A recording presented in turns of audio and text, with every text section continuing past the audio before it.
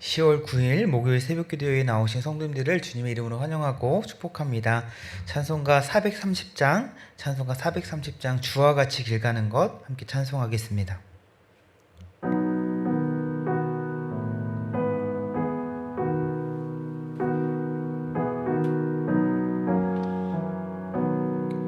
주와 같이 길 가는 것 즐거운 일 아닌가. 우리 주님 걸어가신 발자취를 밟겠네. 한 걸음 한 걸음 주 예수와 함께 날마다 우리 걸어가리. 어린아이 같은 우리 미련하고 약하나 주의 손에 이끌리어 명길로 가겠네. 한 걸음 주 예수와 함께 날마다 우리 걸어가리. 꽃이 피는 들판이나 험한 골짜기라도 주가 인도하는 대로 주와 같이 가겠네. 한 걸음 주 예수와 함께 날마다 우리 걸어가리. 옛 선지자의 녹같이 우리들도 전국에 들려올라갈 때까지 주와 같이 걷겠네. 한 걸음 주 예수와 함께 날마다 우리 걸어가리. 기도하겠습니다. 살아계신 하나님 아버지, 감사합니다. 지난 연휴 기간 동안도 또 인도하심과 보호하심 가운데 잘 지내게 하시고, 또 주의 은혜와 사랑 가운데 사랑하는 가족과 함께 기쁨과 또 행복을 누리게 하시는 은혜에 감사합니다. 또 오늘도 우리에게 귀한 하루를 허락하여 주셔서 이 시간 주님 앞에 나와 주님을 찬양하고 예배하며 기도하며 나아갈 수 있는 이 시간을 우리 가운데 허락하여 주심에 감사합니다. 이 시간 주님을 예배하는 것, 주님께 가까이 나아갈 수 있다는 것, 우리에게 너무나 큰 은혜인 줄 믿습니다. 이 시간을 통하여서 다른 곳을 향했던 우리의 마음과 생각, 우리의 삶이 오직 주님께 향하고 주님께 고정되게 하시고 늘 우리의 삶의 걸음걸음을 인도하시는 우리 주님과 동행하는 그런 복된 우리의 삶이 될 수 있도록 인도하여 주시옵소서. 이 시간 말씀으로 역사하사 성령으로 충만케 하여 주시고 주님을 간절히 찾고 부르짖을 때에 주님의 일하심을 경험케 하여 주시옵소서. 이 시간을 통하여 우리의 마음이 회복되고 새로워지며 우리 안에 기쁨과 감사가 넘치는 복된 우리의 삶이 되게 하여 주시옵소서. 이제 오늘 우리에게 주실 말씀을 기대하고 또 소망하며 나아갑니다. 들을 수 있는 귀와 마음을 허락하여 주시고 우리의 마음밭이 좋은 땅이 되게 하여 주셔서 우리의 마음판에 주의 말씀을 잘 새기고 그 말씀 붙잡고 승리한 하루, 능력 있게 살아가는 우리 오늘의 하루 될 수 있도록 인도하여 주시옵소서. 이 시간 주님께 온전히 맡겨드리오며 감사하며 예수님의 이름으로 기도하옵나이다. 아멘. 오늘 우리에게 주신 하나님의 말씀은 역대하 21장 2절부터 20절까지 말씀인데요. 11절부터 20절까지만 읽도록 하겠습니다. 역대하 21장 11절부터 20절까지만 읽도록 하겠습니다. 제가 가진 성경은 구약성경 683페이지 있습니다. 역대하 21장 11절부터 20절까지 말씀을 제가 봉독해 올리겠습니다. 여호람이 또 유다 여러 산에 산당을 세워 예루살렘 주민으로 음행하게 하고 또 유다를 미혹하게 하였으므로 선지자 엘리야가 여호람에게 글을 보내어 이르되 왕의 조상 다윗의 하나님 여호와께서 이같이 말씀하시기를 내가 내 아비 여호사밧의 길과 유다 왕 아사의 길로 행하지 아니하고 오직 이스라엘 왕들의 길로 행하여 유다와 예루살렘 주민들이 음행하게 하기를 아합의 집이 음행하듯 하며 또 내 아비 집에서 너보다 착한 아우들을 죽였으니 여호와가 내 백성과 내 자녀들과 내 아내들과 내 모든 재물을 큰 재앙으로 치시리라. 또 너는 창자의 중병이 들고 그 병이 날로 중하여 창자가 빠져나오리라 하셨다 하였더라. 여호와께서 블레셋 사람들과 구스에서 가까운 아라비아 사람들의 마음을 격동시키사 여호람을 치게 하셨으므로 그들이 올라가서 유다를 침략하여 왕궁의 모든 재물과 그의 아들들과 아내들을 탈취하였으므로 막내 아들 여호아하스 외에는 한 아들도 남지 아니하였더라. 이 모든 일 후에 여호와께서 여호람을 치사 능히 고치지 못할 병이 그 창자에 들게 하셨으므로 여러 날 후 2년 만에 그의 창자가 그 병으로 말미암아 빠져나오매 그가 그 심한 병으로 죽으니 백성이 그들의 조상들에게 분향하던 것 같이 그에게 분향하지 아니하였으며 여호람이 32세에 즉위하고 예루살렘에 8년 동안 다스리다가 아끼는 자 없이 세상을 떠났으며 무리가 그를 다윗성에 장사하였으나 열왕의 묘실에는 두지 아니하였더라. 아멘. 오늘 함께 읽은 말씀으로 어떤 길을 걷고 있나요? 어떤 길을 걷고 있나요? 라는 제목으로 말씀을 통해서 주시는 은혜를 함께 나누고자 합니다. 이제 긴 추석 연휴도 끝나가고 있습니다. 개천절부터 시작해서 임시 공휴일까지 이렇게 지나면서 굉장히 긴 연휴를 보냈습니다. 우리 사랑하는 성도님들 이 연휴 기간 잘 보내셨습니까? 명절 이 긴 연휴를 맞이해서 모처럼 다양한 일들을 하셨겠지만 오랜만에 그동안 왕래하지 않았던 가족들과 또 친척들과 만나고 또 교제하는 시간을 가지셨을 겁니다. 그런데 이 추석 연휴가 되면 저희 어릴 적에 이 추석 명절 보냈던 그 추억들이 생각이 납니다. 저도 명절이 되면 이제 큰아버지 댁으로 이제 주로 이제 갔던 기억이 나는데요. 과거에는 내비게이션도 없었고 길도 오늘날처럼 이렇게 잘 뚫리지도 않았어서 그래서 차에 이 지도책 하나쯤은 그 당시에는 이제 내비게이션 없으니까 이 지도책을 봐가면서 정말 오랜 시간 차를 타고 이렇게 친척 집에 갔던 기억이 납니다. 오늘날의 내비게이션을 보면 어떻습니까? 가끔 우리가 알려주는 것과 다르게 갈 때도 있죠. 저는 한번 말씀드렸던 것 같은데요. 새벽에 제가 집에서 이제 교회 올 때 왼쪽으로 이제 가야 이제 교회 오고 오른쪽으로 가면 다른 길로 가는 건데 내비게이션은 분명 왼쪽으로 가라고 했는데 제가 순간 딴 생각을 했나 봐요. 딴 생각을 해서 왼쪽으로 가야 되는데 오른쪽으로 가서 나중에야 잘못 가고 있다는 사실 깨닫고 굉장히 당황했던 그런 기억이 있습니다. 결국엔 다시 돌이켜서 교회 오는 방향으로 이렇게 돌아서 왔습니다. 앞서 말씀드렸던 것처럼 예전에는 내비게이션이 없었고 또 이렇게 조수석이나 뒷자리에 앉은 그 사람이 이제 지도책을 봐가면서 열심히 길을 찾고 그렇게 이제 명절 때 이렇게 오고 하는데 확실히 이제 길을 잘못 들어갈 그런 가능성이 높죠.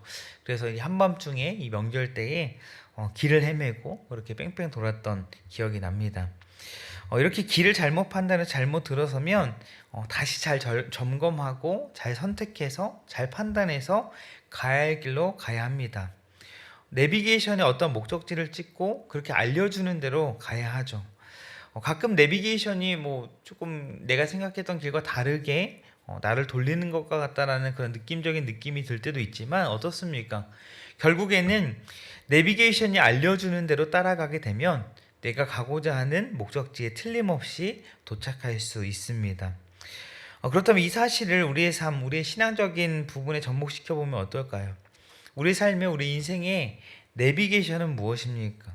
우리의 삶에 또 우리의 인생의 내비게이션, 그것은 하나님의 말씀인 줄 믿습니다. 하나님께서 하나님의 말씀을 우리 인생의 내비게이션으로 우리에게 허락해 주셨습니다. 우리가 잘 아는 시편 119편 105절에 뭐라고 말씀합니까? 주의 말씀은 내 발의 등이요 내 길의 빛이니이다. 주의 말씀이 우리의 등이고 빛이다. 우리의 길의 빛이다라고 말씀합니다. 주의 말씀이 등이고 빛이기 때문에 우리는 주의 말씀, 그 하나님의 말씀에 인도하심에 따라 살아가야 하는 것입니다. 그러할 때에 우리가 걸어가야 할 길, 우리가 가야만 하는 그 올바른 길을 밝히 보고 바르게 걸어갈 수 있는 것입니다. 우리는 때로 어떻습니까? 우리는 연약한 인간이기에 잘못된 길을 걸어갈 때도 있습니다. 잘못된 생각을 하고 잘못된 판단을 해서 잘못된 길을 걸어갈 때가 있는 것이죠. 우리가 머릿속으로는 말씀대로 살아야 돼. 말씀은 우리의 인생의 나침반이고 내비게이션이야 라고 그렇게 생각은 하지만 어느 순간 어떤 선택의 순간이나 판단의 순간은 어떻습니까? 내 생각, 내 판단, 내 감정에 이끌려서 그렇게 말씀이 인도하는 것과는 다르게 다른 길을 걸어갈 때가 있다라는 것입니다. 부산에 가야 되는데 계속 영동고속도로를 타면 부산에 갈 수 없고, 강릉을 가야 되는데 계속 경부고속도로를 타면 갈 수 없는 것처럼 우리가 잘못된 길로 가면 우리가 가야 할 목적지에 이를 수 없게 되는 것입니다. 우리가 어떠한 길을 걸어야 합니까? 어떠한 길이 우리에게 바른 길입니까? 우리가 걸어야만 한 그런 길입니까? 우리 하나님이 기뻐하시는 길을 걸어야 하는 자들입니다. 내가 기뻐하고 내가 즐거워하고 내 어떠한 쾌락과 욕심에 따라 그렇게 내가 원하는 길을 걷는 그러한 인생이 아니라 우리는 하나님이 기뻐하시는 길을 걸어야 하는 자들입니다. 그렇다면 우리에게는 이렇게 걸어야 할 길이 있고 걷지 말아야 할 길이 있습니다. 하나님이 기뻐하시는 길이 있고 하나님이 기뻐하시지 않는 길이 있는 것입니다. 때문에 우리는 살아가면서 내가 지금 어떠한 길을 걷고 있는가? 내가 어떤 길을 걸어가고 있는가? 내가 과연 하나님이 기뻐하시는 길을 걸어가고 있는지, 아니면 혹 하나님이 기뻐하시지 않는 그런 길을 걸어가고 있지 않는지 우리는 늘 말씀에 비추어서 우리가 걸어가고 있는 길을 확인해 보아야 하는 것입니다. 오늘 함께 읽은 말씀을 보면 계속해서 남유다 왕을 중심으로 이 역대기 말씀을 함께 살펴보고 있습니다. 그 중에서 오늘 본문은 잘못된 길을 걸어간 왕 한 사람을 소개하고 있는 것을 볼 수 있습니다. 그 이름은 무엇입니까? 바로 여호사밧의 아들 여호람입니다. 우리가 계속해서 역대기 말씀을 살펴보면서 알 수 있었던 것처럼 보통 역대기는 이 열왕기서의 말씀보다 이 남유다 왕들에 대한 그런 내용들을 좀 긍정적으로 말씀하는 경향이 있습니다. 북이스라엘은 아예 배제하고 남유다 왕들을 중심으로 하나님이 세우신 다윗 언약의 그 계승을 강조하기 위해서 부분적인 그런 부정적인 부분들은 생략하고 긍정적인 부분들을 강조해요. 그런데 그런 관점임에도 불구하고 오늘 본문을 보면 어떻습니까? 유다 왕 여호람에 대해서는 역대기조차도 너무나 강하게 부정적으로 악평을 하고 있는 것을 볼 수가 있습니다. 함께 오늘 읽지는 않았지만 21장 앞부분에 보시면 여호람이 어떠한 만행들을 저지릅니까? 아버지 여호사밧으로부터 왕위를 물려받고 왕위에 올라서 오늘 이 21장 4절 말씀에 보시면 그의 모든 아우들과 이스라엘 방백들을 다 칼로 죽입니다. 우리가 종종 사극 드라마 같은 데서 보면 어떻습니까? 자신의 어떤 왕위를 넘볼 만한 자들은 다 죽이죠. 혹시나 내 왕위를 빼앗길지도 모른다라는 그 두려움에 그 탐욕에 다 제거하는 것입니다. 여호람도 마찬가지였어. 그 비열함과 교만함으로 동생들과 당시 지도자들을 자기의 왕위를 넘볼 것 같은 그런 자들을 다 죽입니다. 너무나 끔찍한 일이 벌어진 것입니다. 그런데 여호람이 그렇게 끔찍한 일을 벌인 것은 아마도 오늘 이 6절에 보시면 21장 6절 말씀을 보시면 그가 이스라엘 왕들의 길로 행하여 아합의 집과 같이 하였으니 이는 아합의 딸이 그의 아내가 되었음이라. 그가 여호와 보시기에 악을 행하였으나. 이렇게 말씀합니다. 여호람이 아합의 딸, 그 북이스라엘 악한 왕인 아합의 딸 아달랴와 결혼하면서 그 아합의 집에 영향을 받음으로 이런 끔찍한 일을 벌이게 된 것이죠. 아합의 집의 특징은 무엇입니까? 서슴없이 끔찍한 그런 살인을 행하는 그런 특징이 있습니다. 예를 들어서 성경에 보면 아합과 이세벨이 나봇의 포도원을 빼앗기 위해서 어떻게 합니까? 그 탐욕으로 그냥 그 포도원 주인인 나봇을 죽여버립니다.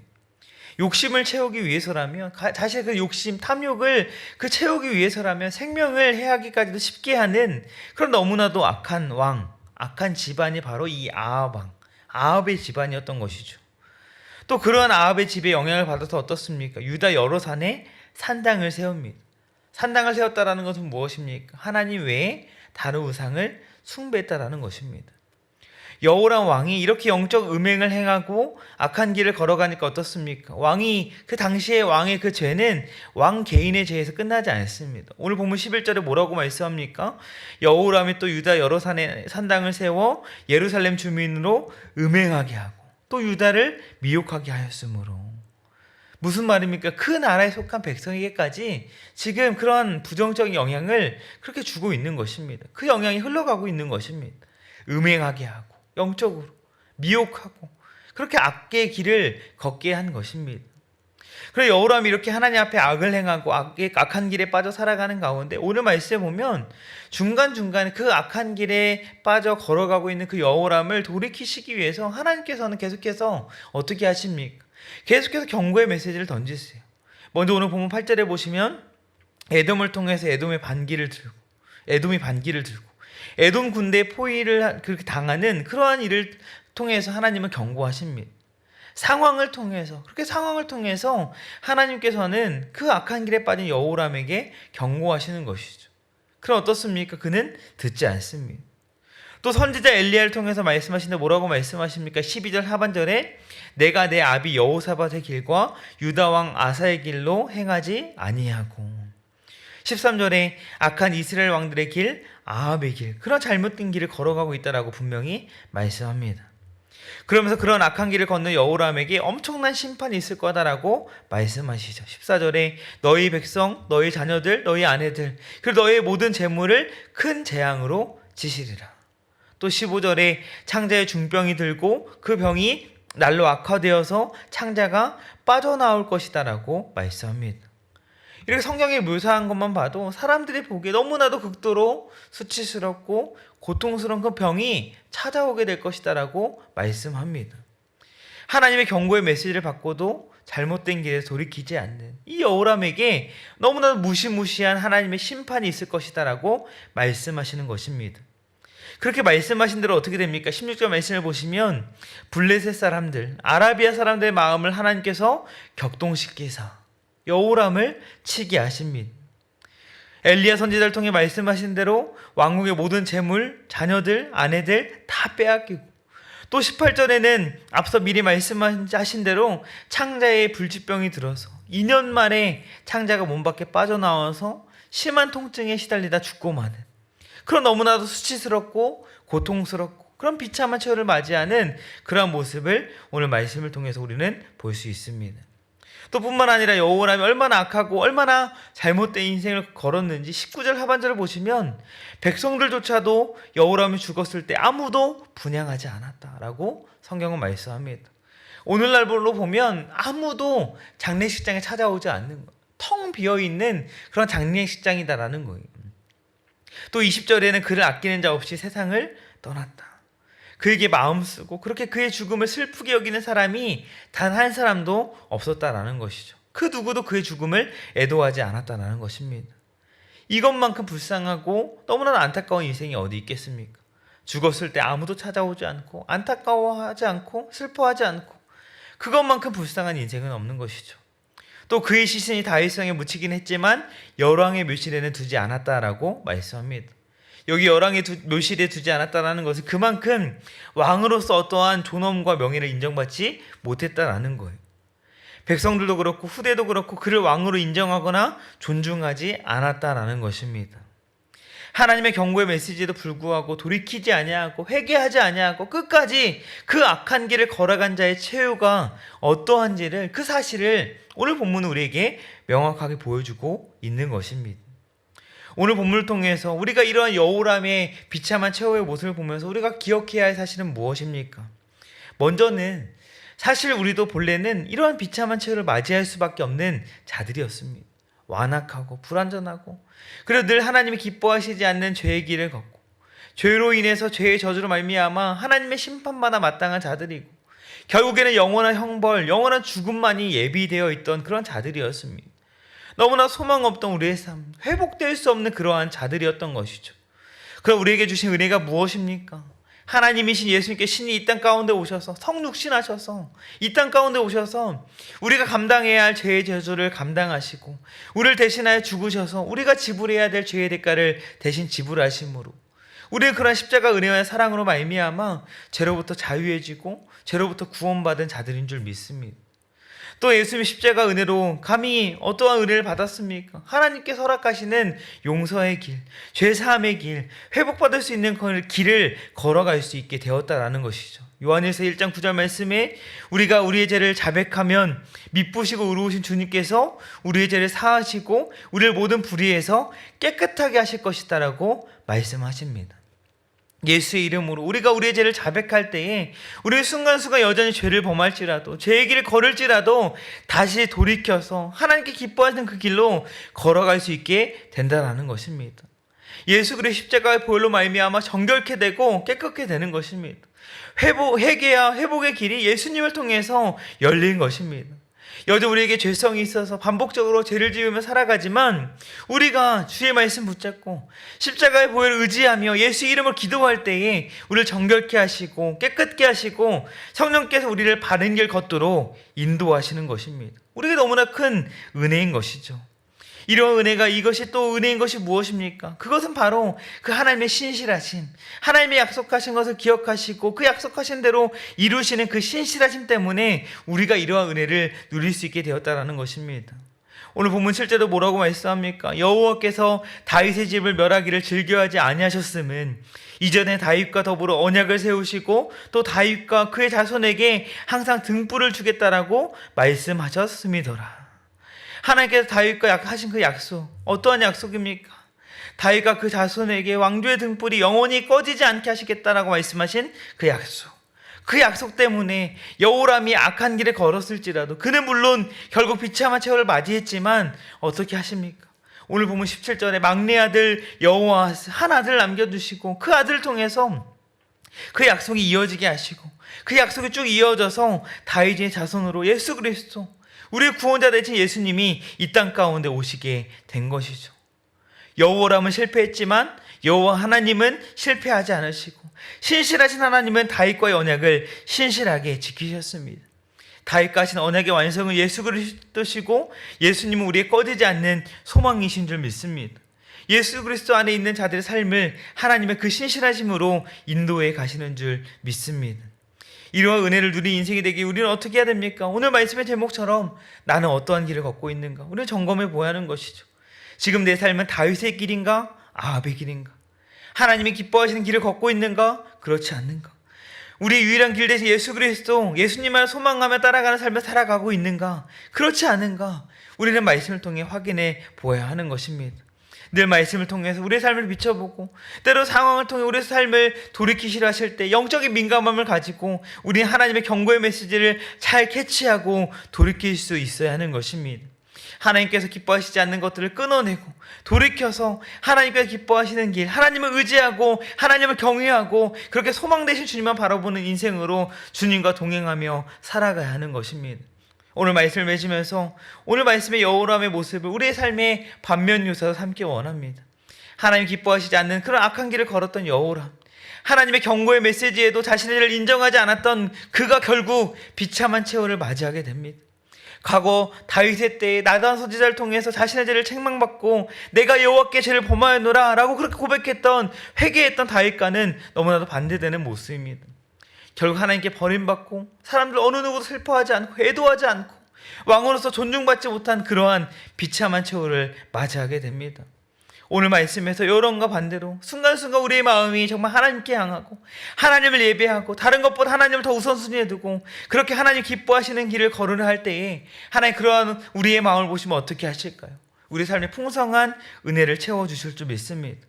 하나님께 들어쓰시고 그렇게 하나님께 칭찬받고 인정받고 그리고 또 사람에게도 칭찬받고 인정받고 그렇게 살아가는 것이죠. 우리는 하나님의 구속하신 은혜 그 복음을 소유한 자답게 그러한 인생으로 살아가야 하는 것입니다. 사랑하는 성도님들, 지금 어떠한 길을 걷고 계십니까? 오늘 말씀을 통해서 나는 어떠한 길을 걷고 있는가 늘 점검해 보면서 십자가의 능력으로 말미암아 악한 길을 떠나 늘 하나님께서 기뻐하시는 길, 하나님을 의지하는 길, 하나님을 경외하는 길, 그 길을 걸으며 하나님께 칭찬받고 인정받고 뿐만 아니라 가는 곳마다 살아가는 그 삶 가운데 그 옆에 있는 주변의 사람들에게 또한 선한 영향력을 끼치고, 그래서 많은 사람들에게 칭찬받고 인정받고, 그렇게 하나님께서 기뻐하시는 삶의 모습으로 하나님께 주시는 은혜를 누리며 살아가시는 우리 사랑하는 성도를 되실 수 있기를 주님으로 축복합니다. 이 시간 우리 주신 말씀 기억하면서 함께 기도했으면 좋겠습니다. 이 시간 함께 기도할 때에 정말 내가 지금 어떠한 길을 걷고 있는지 이 시간 말씀을 통해 우리의 삶을 점검해 봤으면 좋겠습니다. 우리의 삶을 점검해보고, 혹 하나님께서 기뻐하시지 않는 그러한 길을 걸어가고 있다면 주님 용서하여 주시옵소서. 그래 이제는 회개의 길, 은혜의 길로 나아가게 하여 주시옵소서.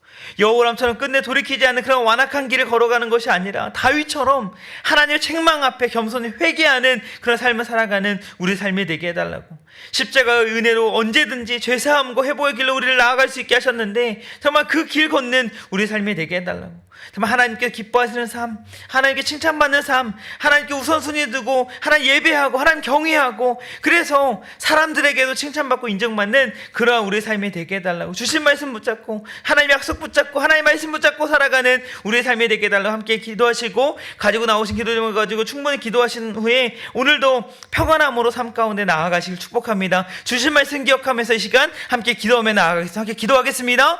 아버지 하나님 감사합니다.